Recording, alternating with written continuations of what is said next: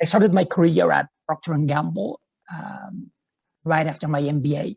And then I worked at Tetra Pak, Nivea, and now I work in private equity. I work in the finance, a global controller, and a CFO. And about half of the career at corporates, the other half running local operations, were between 20 million and 2 billion in Asia, Europe, Latin America, and now in the US. I live in 9 countries. And one of the things that I like to do is, rather than stay in my office and PowerPoint, go and meet people and work. The last 3 weeks, I was first in Europe, and then in Dubai, now in Latin America. I've been to 190 record for some work in finance. And one of the things that, in addition to that, once per week, we teach one class at NYU. And that is a highlight of the week for me. It's the thing that makes me happiest. And I'll tell you a bit more about it. The other thing that I do is I try to be very open for my network. So my LinkedIn profile is here, and you will see later on why that is important, and you're welcome to connect. Now, this is the class room that I teach you, and there is no textbook. What students do is, in the first session of the class, they pick a company, any company they want. Then every week they learn about finance by making business decisions about that company. So, for example, the first session will be about headcount. How many people are we going to hire? Now, the other thing that happens is that I invite very senior speakers from those companies to join the class. Then the students who are sitting in these chairs ask the questions to the speakers themselves. I don't ask a question, they ask a question. You can see here link to that page, and when you have a chance, that you will see the list of all the speakers that we have had in the past. For those enabled us to have a recording, and the list to the link, to the link articles. So last semester, on us, and, Nike, and then from Procter & Gamble, and so on. If you join these sessions, you are automatically invited to the speakers that we're going to have this semester.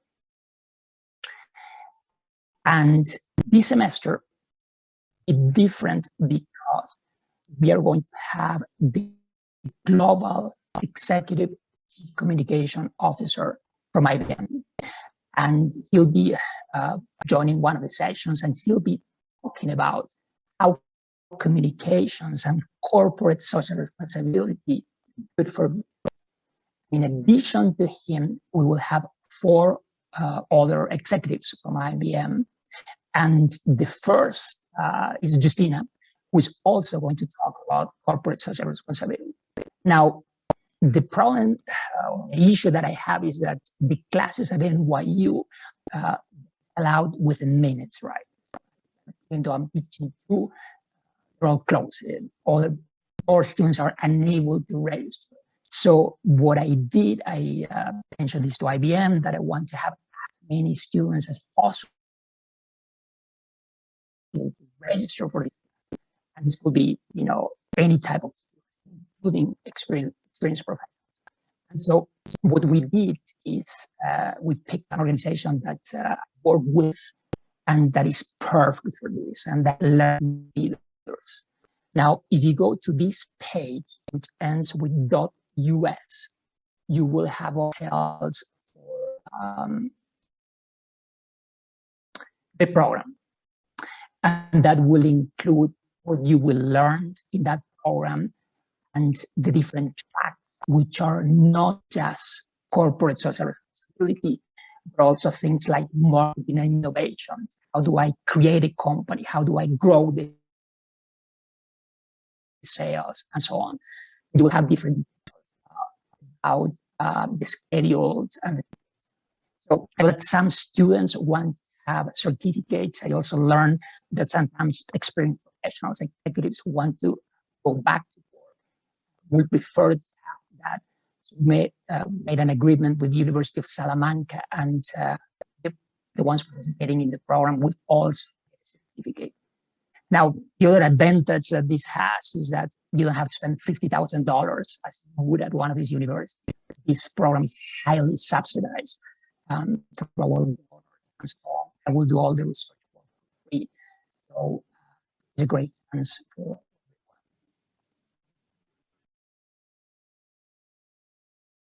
So now let's go into CSR and the return investment.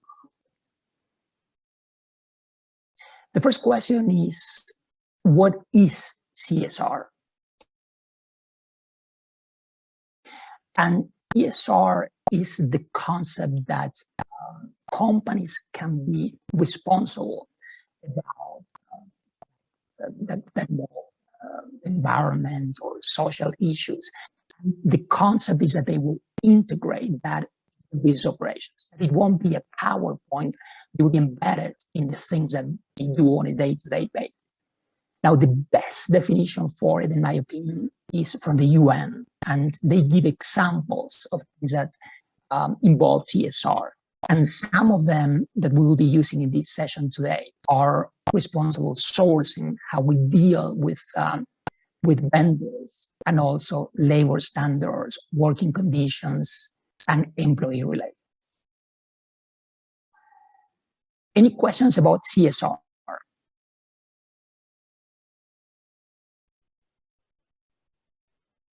No, sir. Okay.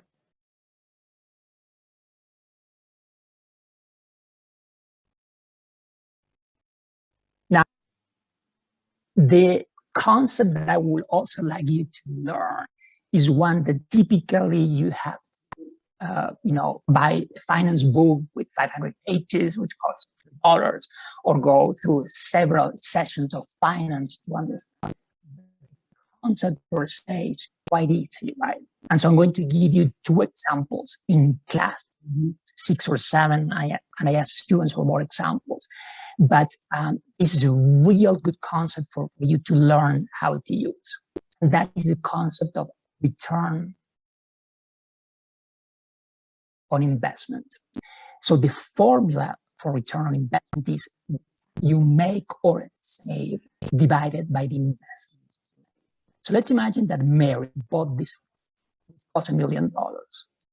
And per year, she gets rent of $30,000. The ROI will be 1,000 divided by $1 million. That is 3%. That easy.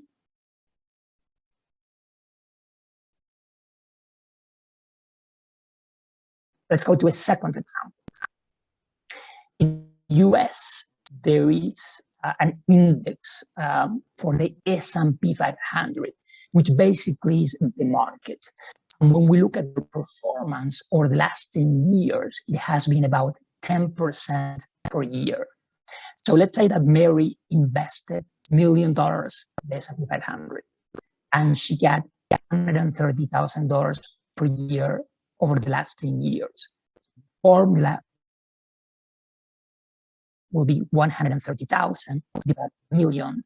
That is 13%.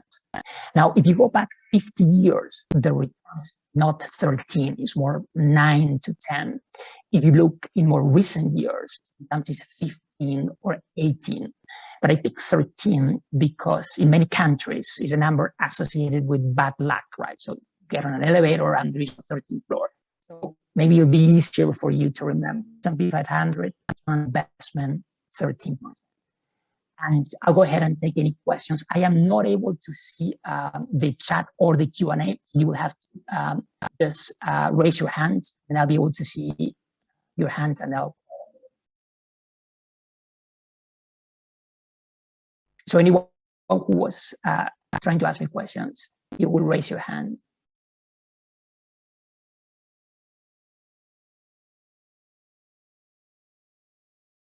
No questions from anyone? Feedback? Um, Sorry to interrupt, but I had a question. Mhm. Um, what would a company consider as a good return on investment? And Tara, that's tricky. That will depend on the industry of it. But what I tell others is that, look, your benchmark is the S&P 500, right? Because if I am an investor, why would I make less money than the market? S&P 500 is the market. So I would say that a good benchmark will be that percentage. Now, some companies will say, no, in our industry, we have a lot more to be able to attract investors to the land. Any other questions?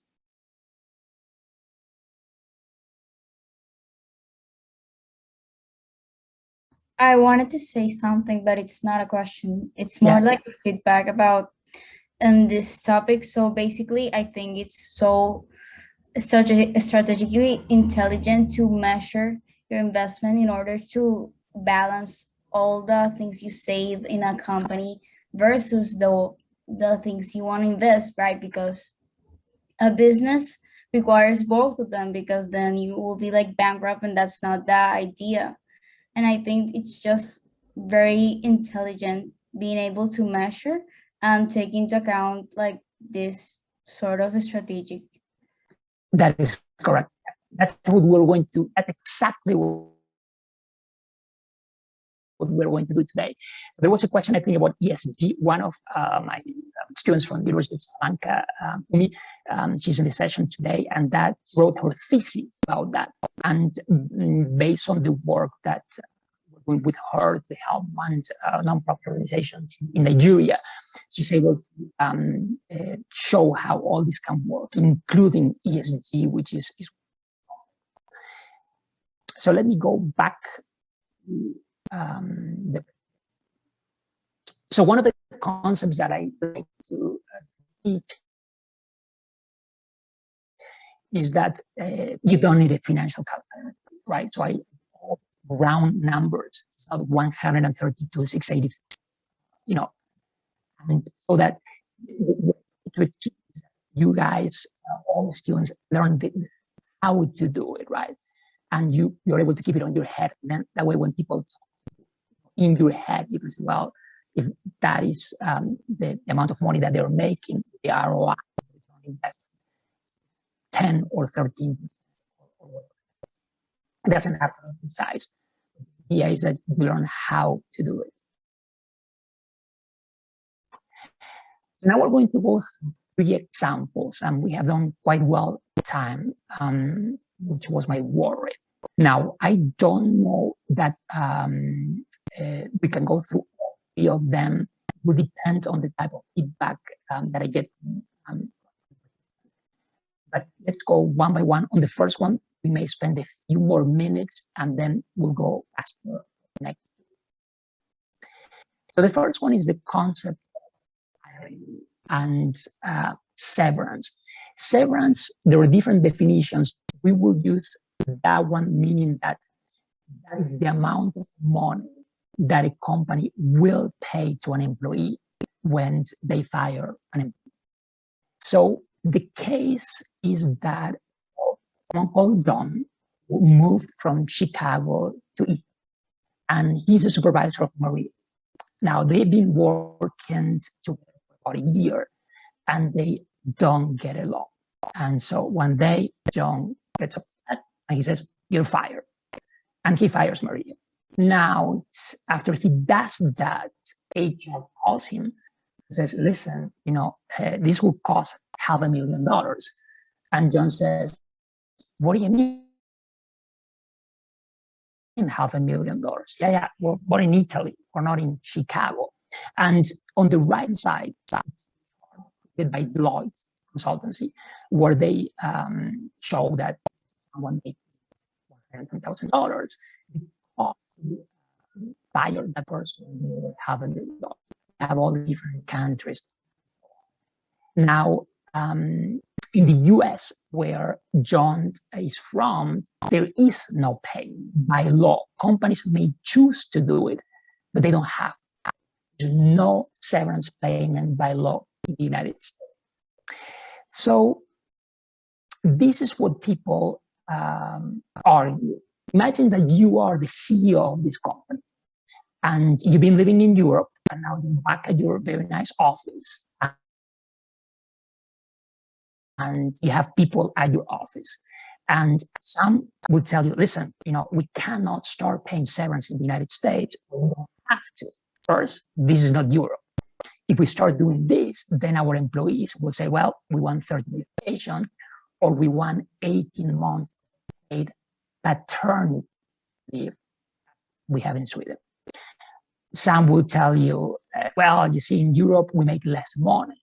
Now, you know that that's not a good argument because you know that the reason why we make less money in Europe is that we are not able to communicate with the local community as well as our competitors do. They make a ton of money in Europe. And then someone says, look, the US, we have employment at will, employees can quit at any time. So no, we shouldn't pay severance. And then you have this other lady, and she works in marketing, and she tells you, yes, we have to, because brands will benefit from it.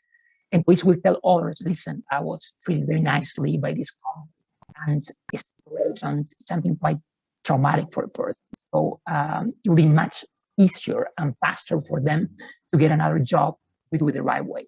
And now you're going to vote. So you're going to go to vote everywhere, and you're going to pick whether, if there is not legal requirements in the US, whether companies should or should not pay severance. And I want you to that you guys are not conditioned. All right, so the options are A and B, and you can take a minute to.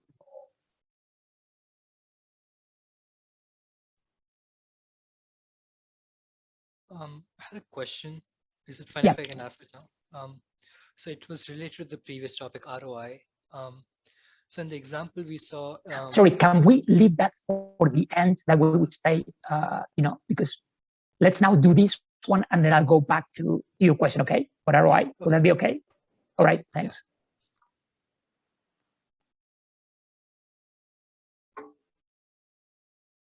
There is a question for the end about ROI. Note of it.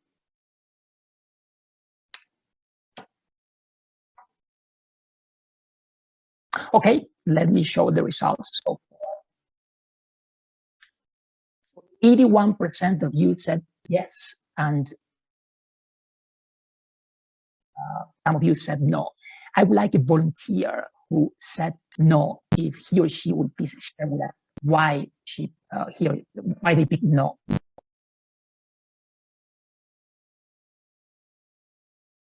So Pramari, go ahead.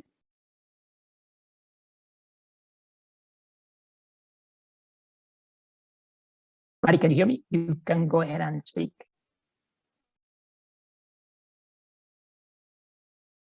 All right, let me see. Pramari, I think you raise your hands. You can go ahead and speak if you want.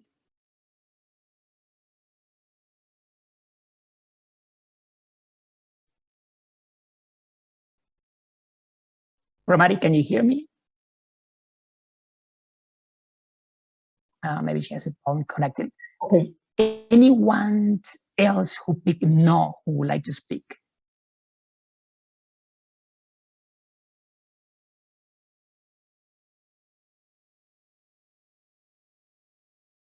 Oh, let me see. Pramari, how about now? I think maybe there was a problem. I picked no You because raise your hand first. Are you able to speak now? Yeah. I picked no because the severance, it actually depends. If the severance is like Italy, then it may not be worth it because if the company is especially small scale, then there may not be enough like reputation to spread and much gain from their reputation being better because they pay severance and the losses may be too high. Okay, for smaller companies, it may be very tough to do that. That's a good argument. Now, can someone who picked yes say why they picked yes? Before that, I actually wanted to add another thing to what Paramveer said. I also think that, yeah, small scale companies, it is harder for them to pay such high severances. And that's why I think that instead of having a constant value for severance country-wise, we could have it as a percentage of the person you're firing's salary, so that instead of keeping it as constant as $200,000 or 500,000 as it was given in the example, it could be like 70% of the salary or 130% of the salary. So it depends on the person, the job they were doing, not just which country they were working in. Yeah, of course. That's a good. Okay, anyone who you pay severance wants to share why that is so? So may I add to the point of like why no to severance? Okay.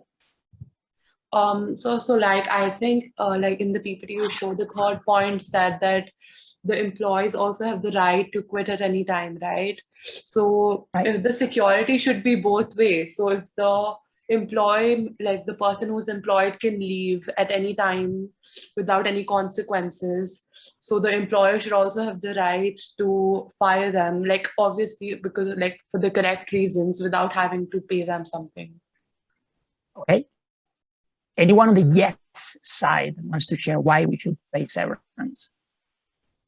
Yeah, so I chose yes because I think that when you fire someone, you're taking away the source of their livelihood. So I think the least you can do is pay them something so that they can support themselves after they get fired. Yeah, Okay. if I may add a point to Mhm. that.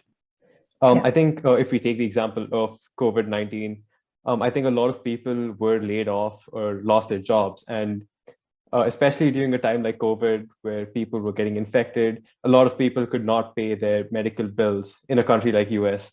And a lot of people were facing other economic issues within their own families. And I think if they were at least paid a certain amount when they were laid off, they could have paid their bills or they could have paid their rent or whatever.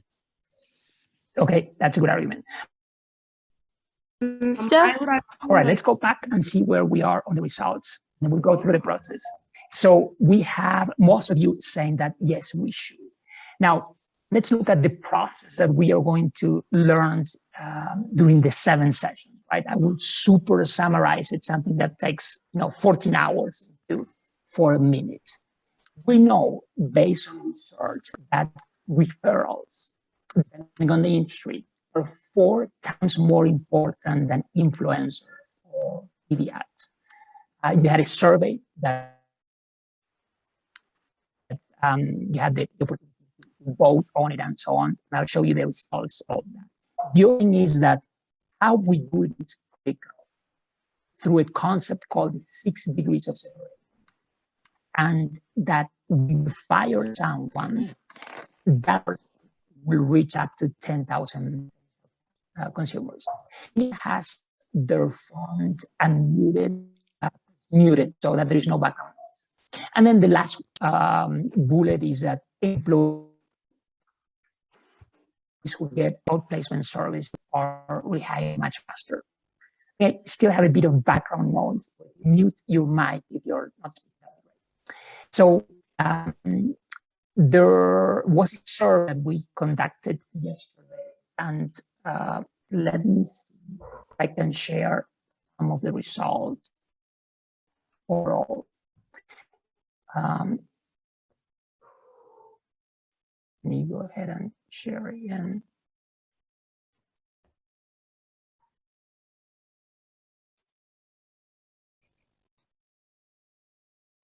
These are the responses for the different companies.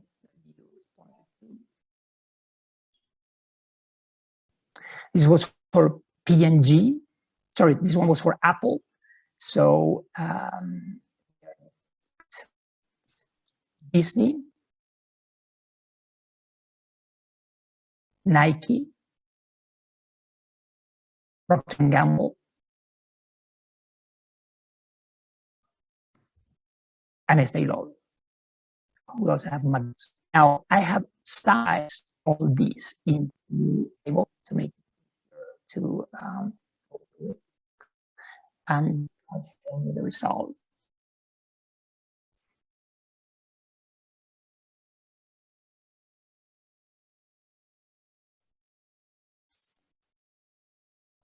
So overall, what we see is in most cases, the referral of a person is at least twice more powerful than the influencer. So if there's someone that you trust, be it your mom or your friend, and you ask her, listen, which shampoo should I use? Her, whatever they tell you is going to be 3 times more powerful than what you hear from an influencer. And the same situation compared to TV ad. If they tell you to use a brand or that brand, that is a lot more powerful than you see a TV commercial. And many years ago, when I started my career at Procter & Gamble, we were closing a factory and we wrote a letter to our competitors, Unilever and other companies, telling them, look, we have all these qualified people and they're great if you want to offer them a job. And we did other things which were quite nice. So I asked my boss, listen, out of TV, why do we do it? He explained to me was that the person being fired will tell his wife, and his wife will go to the hairdresser. And when she's sitting at the hairdresser, she will tell the hairdresser how her husband was fired. Everyone else will stop listening to anything else, and they will just listen to that conversation. The type of things that people like to listen to. And then depending on what she says, the brand will have an impact because the consumers will be looking at a Pantene or the brands from a competitor. They will make a connection between what they're listening and those brands. And so I learned that over 20 years ago, in all the countries where I have worked and in all the companies where I have worked, I have asked that we provide open services to our employees, right? Know that it makes sense. And we have data to prove that, for example, employees are employed twice faster when it's done in a proper way. So how do we quantify that? Well, first, let's go into the concept of the fact that the person sitting in the salon will tell their friends and their friends will tell others. I will explain in more detail the concept of the operation. Basically, when you tell something to someone, that person will tell. Now, the reason why I keep the LinkedIn profile is so that people can actually see the numbers of what I'm going to say. I have 16,000 contacts, level 1, in 193 countries. So you do a search in any country, you will see my. Now, they have contacts as well with level 2. So at level 2 is 2 million, and at level 3, 100 million contacts. It's very powerful, the impact that it has when we do something that is right or wrong. And now we have numbers to prove that. So what we do in the program is we will go for one of these into a very sophisticated calculation.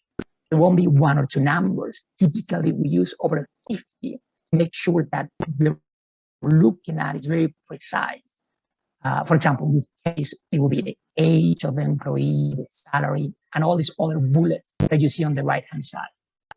Now, if I do an overall weighted average of it, what I'll see is that the additional cost of doing it the right way for a company will be $7,500. And the value or the benefit that the brand will get is $20,000. And we learn how to do it. So this one divided by that one, the return investment will be 37%. So what we'll do now is we'll vote again. Now that you have seen both, those of you who said yes and no, a bit more fun. You have a chance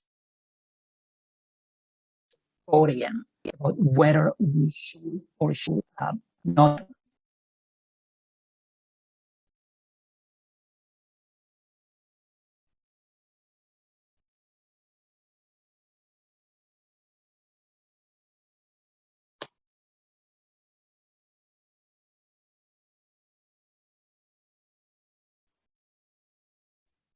I have a question. Yep. Okay, so it's related to the firing process. Could you just give a little insight Sorry, I on cannot hear you. how, Yeah, go ahead. on how you think the firing process has changed over the years in companies? Well, I think that through social media now companies are more careful about how they do it. People post on it on media and so on, and people have access to the information. So on what like Glassdoor and so on is a lot more transparent. So I think that in general it's been for the thing. So let's see what the results are so far. We went up a tiny bit, from 84 to 87%. The idea that yes, we should pay severance even if it's not. Now let's go to the second. That would be the opposite about hiring people. So in my opinion, global companies should hire international students. So in every country where I have lived, we have gone to the universities and hired international students. Now, imagine again that you are the CEO, you're sitting in your office and you have folks there and they tell you for the US, this is, no, we shouldn't first because more to hire an international student. Second, it takes longer. And third, we have of the US. There is no reason for us to go through all the hassle. And then if someone else, we say we have to. We are a global company. The rotation is lower. And in any case, we are unable to recruit enough people at the entry level for all these positions that we have open. So if you're the CEO, you make the decision. What would you, and you can keep going.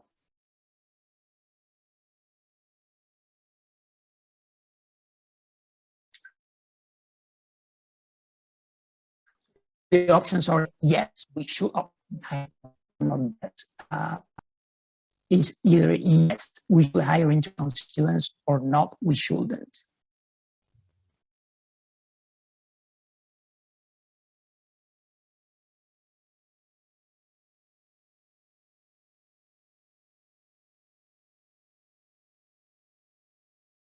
Once we reach 30, I'll show the responses.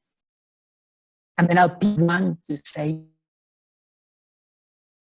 yes and one to say no. I have a question. Yeah, but I mean, go ahead. Yeah. What does it mean by rotation is lower? That I'll show it to you in just give me a second and then I'll show you the slide and I'll explain. Okay, let's look at the. Some of you said no. Anyone who said no, could you share with us why you picked no?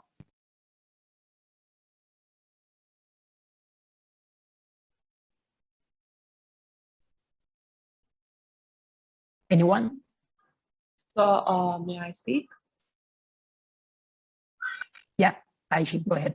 Yeah, go ahead. So I personally think it's obviously considering that we are international students, it's obviously for us, we would prefer that they do. But logically, if we speak in a business point of view, I personally think that the benefits are less compared to the cost. If they can find people who can do the things on the same level, if not in a better and don't have better qualifications.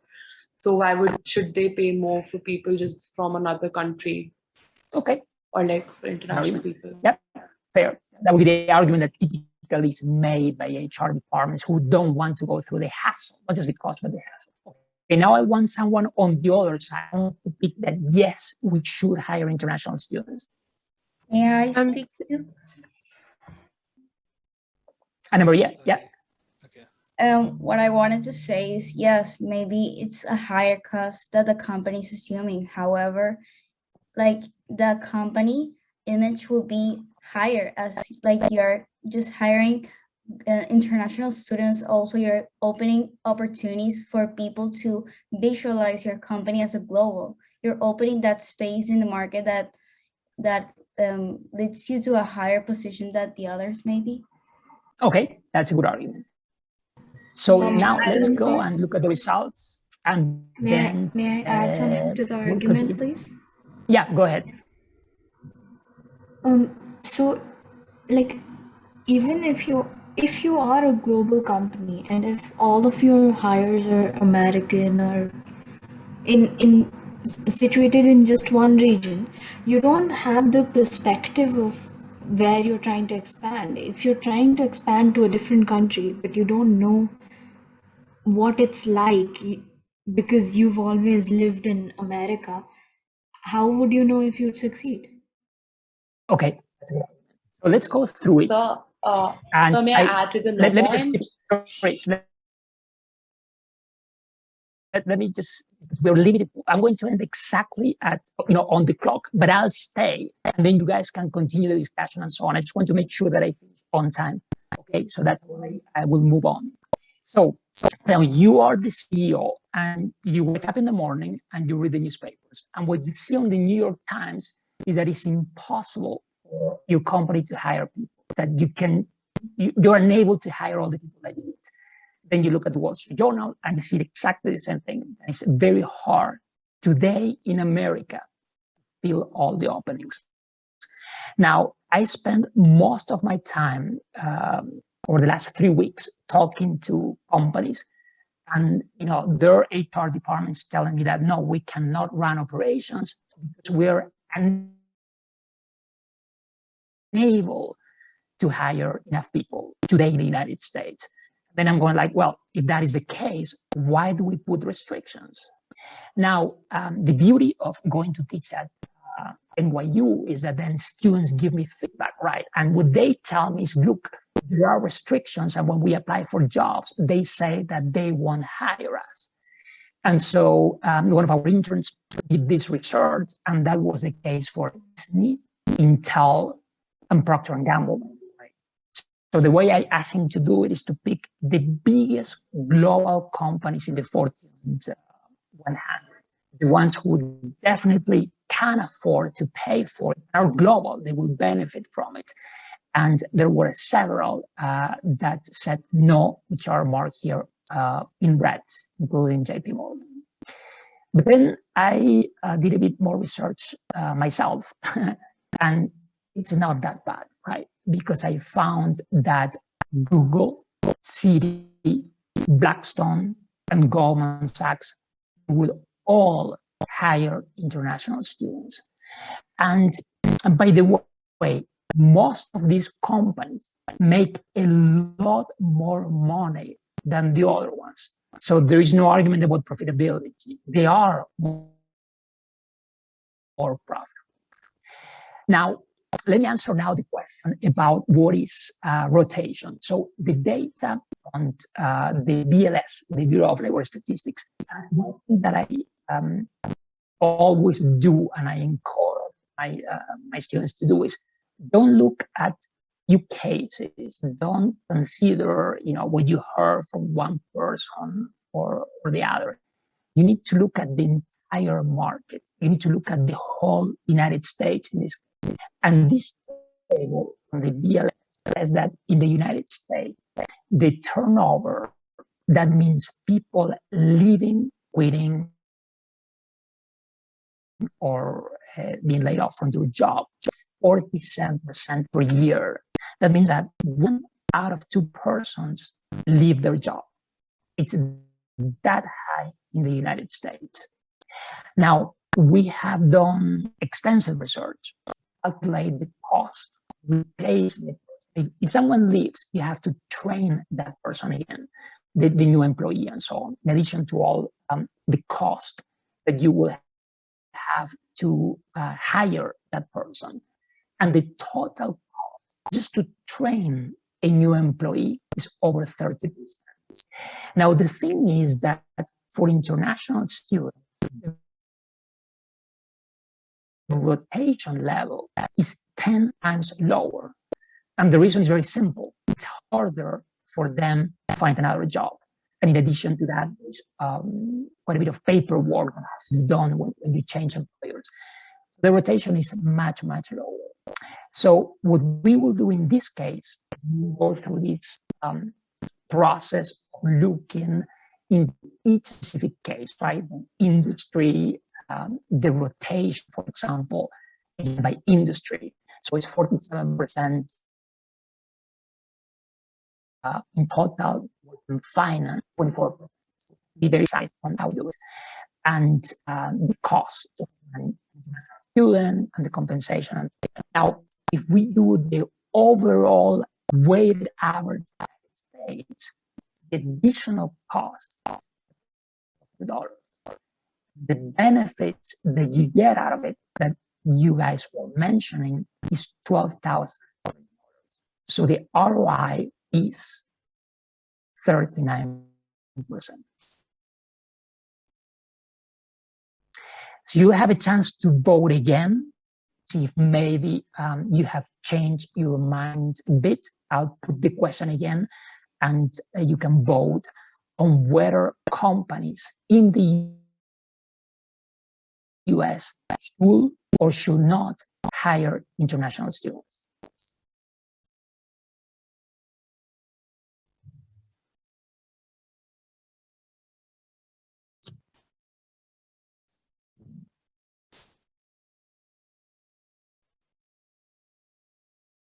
Possible for me to add to the argument right now? Yeah, go ahead while I wait. Yeah. I just want to say that yes, it is.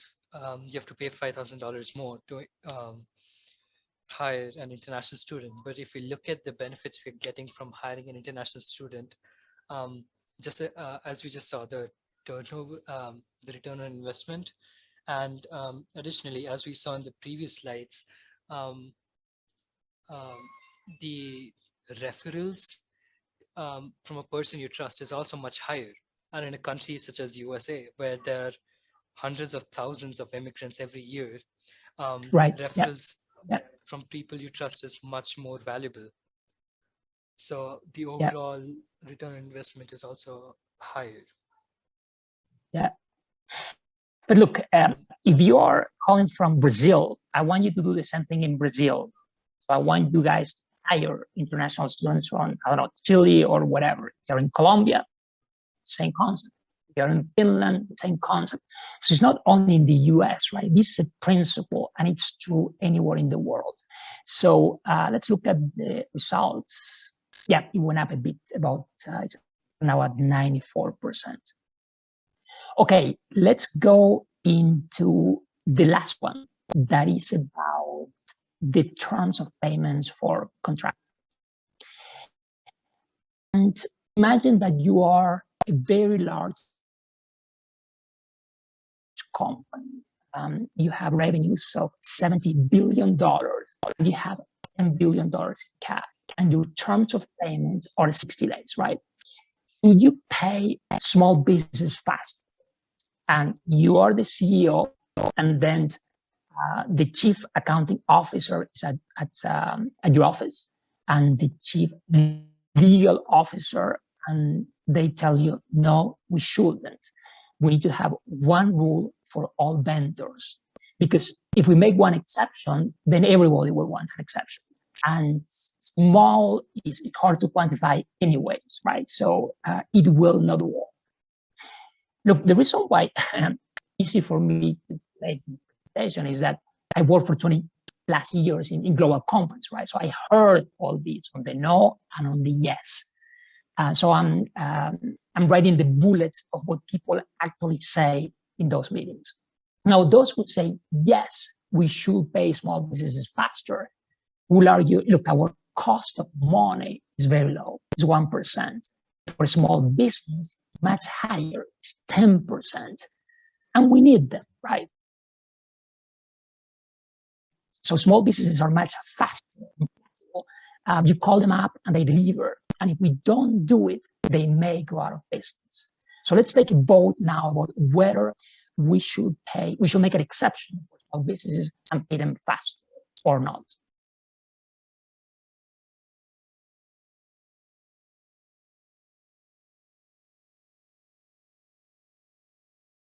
Yes or no are the answers. And then I will ask, as before, one on both sides. That's why.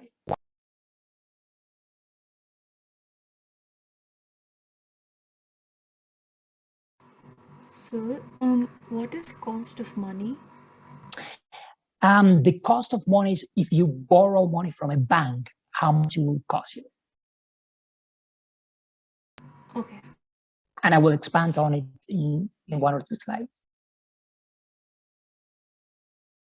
Okay, let's look at the results, and then I will ask for volunteers.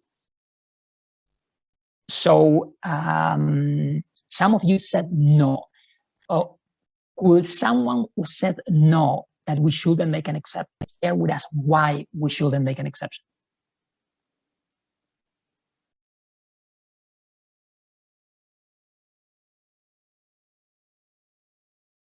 So, may I answer?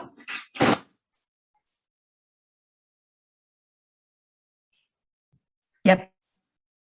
Yes. Go ahead. So I think like in the business world, everybody can't be a big business, right? There are always some small companies. So like one of the points that firstly, we can't be biased. Everybody has to be treated the same, because the companies who can arise out of that difficulty and can move on with the fair treatment, they prove that they are good companies and they can be even bigger someday. But the companies that might get, bankrupt at that time, or might finish at that time, are maybe just not able to do what another company could do better. Okay, anyone on the yes, we should make an exception side? Yeah, can I speak?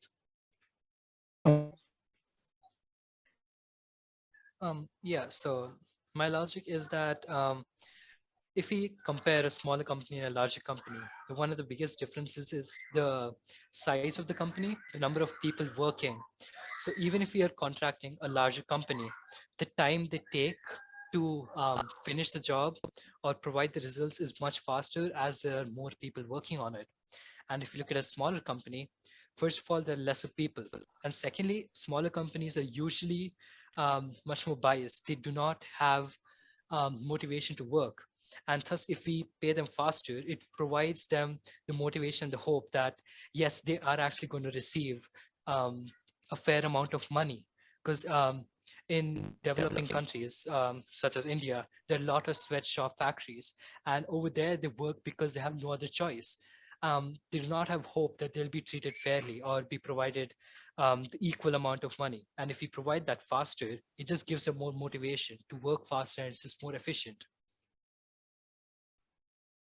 Okay, that's it. May I add a point? Look at the results. We have to for the session. Okay, so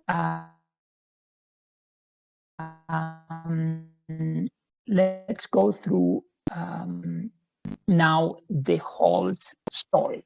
So what we see on the right-hand side is some buildings. They're not the real building that Avenue, and about this small vendor called Maria. So what happened one day was that this company, the catering had left, and one of the vice presidents asked an executive assistant to get some food. And she knew, because she gets Luisa, and Luisa is a small shop close by, and she makes excellent sandwiches. That's Luisa, by the way. And So they call her up, and Luisa deliver the sandwiches, and they're so good. In a few weeks, even the CEO wanted the sandwich. Everyone, so it's great. This is much better than what we get, and so on. Now, Luisa was very proud, but she wasn't getting paid. So she calls and she says, "Listen, do you mind paying me? Because I have to go when I go to Costco supermarket. I have to pay them cash. And they will tell me, well, we'll bill you in 60 days." And Jenny tried to reach out to payable and was told that no, they cannot pay her faster because the rule is that and that you cannot pay her with a credit card because this is not the type of things that are approved to be paid with a credit card. So no, you cannot. Now, let's think about it. And I do this in real life, right? So my colleague, one of them, they will know this. So if I'm sitting at the board in a situation like this, I would say, okay, hold on, let's do the math on our heads. So Maria makes sandwiches, it's $7 a piece, so 150. That's $1,000 per month. Now we have sales of 70 billion, and we have $10 billion in cash, right? If we were right, all those the 10 billion, we get zero. But let's take the worst case scenario. Let's say that we were to go and borrow from a bank. Our annual cost will be 1.2% per year. So in 50 days rather than 60 days will be 0.2%. Now 0.2% in $1,000 is $4 per month. And at that point, I'll tell my colleagues, listen, stop.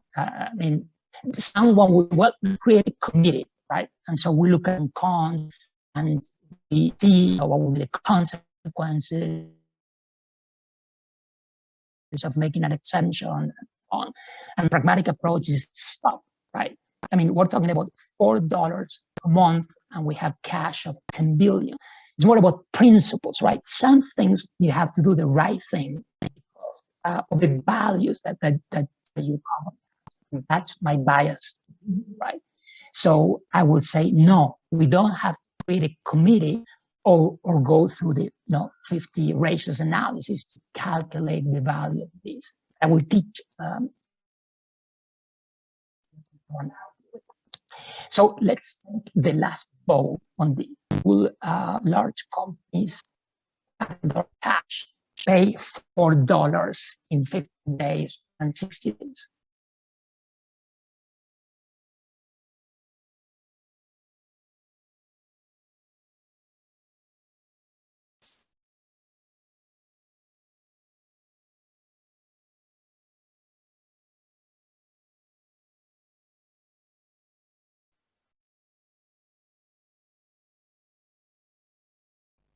Okay, look at the result. So yeah, there are very few who believe that there are some, and that's great because look, what I like to do as a boss, as a supervisor, but also in class, I always want to hear both sides of the coin because there are very good arguments that were made about the no, right? So, and it's healthy to learn how other people think who don't think like us and so on. Well, now it has. Okay, so let's go. I'm going to skip this because we won't have time, but I'm staying, as I mentioned. We will end the session and we will stop recording exactly 5 minutes after. Now, what will be great is some feedback. What I would like to learn is if you learned something today which was useful, right? What did you like the most about the things that you learned today? And you can just type the responses for you.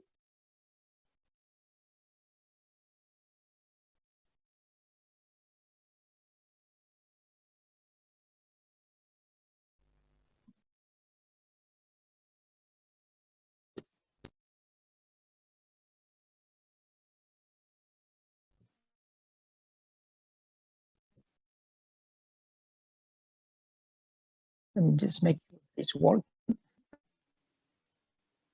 Okay, good.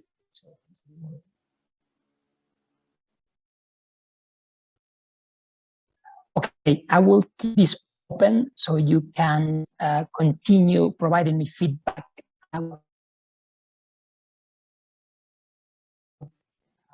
Quite useful.